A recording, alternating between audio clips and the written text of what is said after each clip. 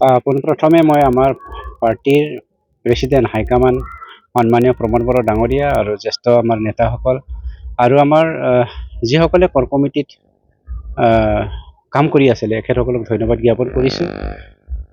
আমাৰ party high command আৰু সকলো জ্যেষ্ঠ নেতাসকলে মোৰ ওপৰত আস্থা আৰু বিশ্বাস এটা ৰাখিছে যে BTC থকা 15টা সমষ্টিৰ লগতে 35 লক্ষ ভাৰতীয় নাগৰিকৰ 26টা জাতি জনগোষ্ঠীক সমমৰ্যাদা সম উন্নয়ন সম বিকাশ এইটো কেনেকৈ আমি অসমত গৈ পেলাই উপস্থাপন কৰিব পাৰোঁ সেই উদ্দেশ্যে 19 নং চিডলি সমষ্টিৰ পৰা মোক আজি চিলেকশ্যন কৰিলে মই বহুত ভাল লাগিছে আৰু বহুত ধন্যবাদ, বহুত এক্সাইটেড হৈছোঁ। কিমান প্ৰত্যাহ্বান হ'ব যেহেতু NDA লগত মিত্ৰতা নাই, বিজেপিৰ লগত মিত্ৰতা নাই? সেইটো আমি কোৱা কথা নহয়।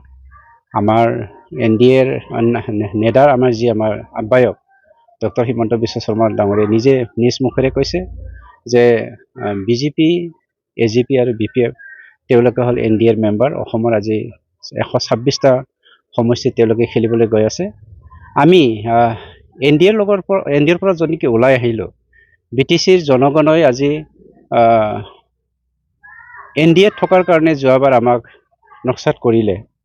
এইবাৰ আমি NDAৰ পৰা ওলাই আহিছোঁ আৰু সমমৰ্যাদা সম উন্নয়ন সম বিকাশ আৰু অসমৰ 140টা জাতি জনগোষ্ঠীক আমি কেনেকৈ উপস্থাপন কৰিব পাৰোঁ, উন্নয়নৰ স্বাৰ্থত কেনেকৈ আমি আগুৱাই নিব পাৰোঁ, আমাৰ অসমৰ নিবনুৱা সমস্যা আৰু বানপানীৰ সমস্যা কেনেকৈ সমাধান কৰিব পাৰোঁ, সেইবোৰে আমাৰ মেইন ইছ্যু হ'ব।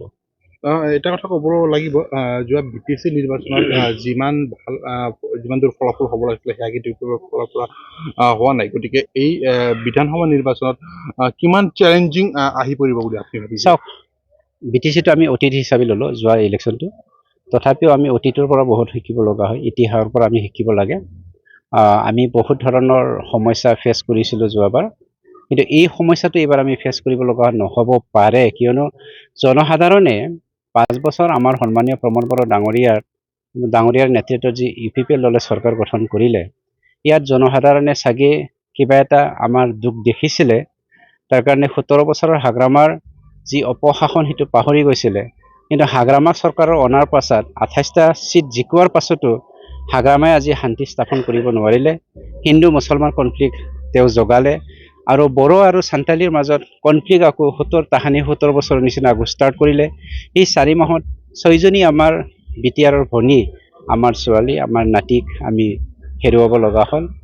হত্যাকাৰীসকলে মানে নিষ্ঠুৰ মনোভাৱৰ মানুহবিলাকে ৰেপ কৰিয়ে হওক বা মলেষ্টেড কৰিয়েই হওক তেওঁলোকক হত্যা কৰিলে। এইবোৰ ষ্টাৰ্টিঙতে যদি এনেকৈ হয়, যি মূলাবাৰে দুপাততে চিন হোৱা নিচিনাকৈ হাগ্ৰামাৰ অপশাসনটো আকৌ ষ্টাৰ্ট হৈছে, যাৰ ফলত BTCৰ 35 লক্ষ জনসাধাৰণে 26টা জাতি জনগোষ্ঠীয়ে প্ৰমোদ বড়ো ডাঙৰীয়াৰ নেতৃত্বত UPPL দলে BTCৰ লগতে অসমতো শান্তি প্ৰতিষ্ঠা কৰিব পাৰিব সেইটো বিশ্বাস কৰি 15টাতে জিকাই দিবৰ কাৰণে আজি প্ৰস্তুত হৈ আছে। কেতিয়া মৰণাৰ পত্ৰ কেতিয়া দাখিল কৰিব? চাগে যদি ঈশ্বৰে ভালে ৰাখে মই অহাকালি ছাবমিট কৰিম। যিহেতু জনসাধাৰণৰ ওচৰলৈ যাব লাগিব, মেইন ইছ্যু কি হ'ব আপোনাৰ? মই বিশেষকৈ সমষ্টিৰ কথা ক'বলৈ গৈ আছোঁ। সমষ্টিত আমাৰ ৰাস্তাৰ সমস্যাটো বহুত,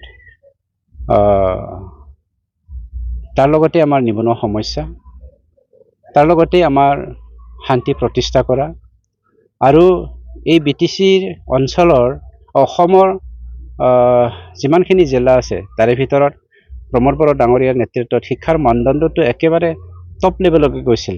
কিন্তু আপোনালোকে দেখি আছে আজি আকৌ হাগ্ৰামাৰ দিনত যিটো মেলা, মদ ভাং চিগাৰেট জুৱা, সেইবোৰ মানে মেলাৰ দ্বাৰাই আমাৰ যি সমাজ নীতি সেইটো বিশৃংখলাৰ পথলৈ ঠেলি দিলে।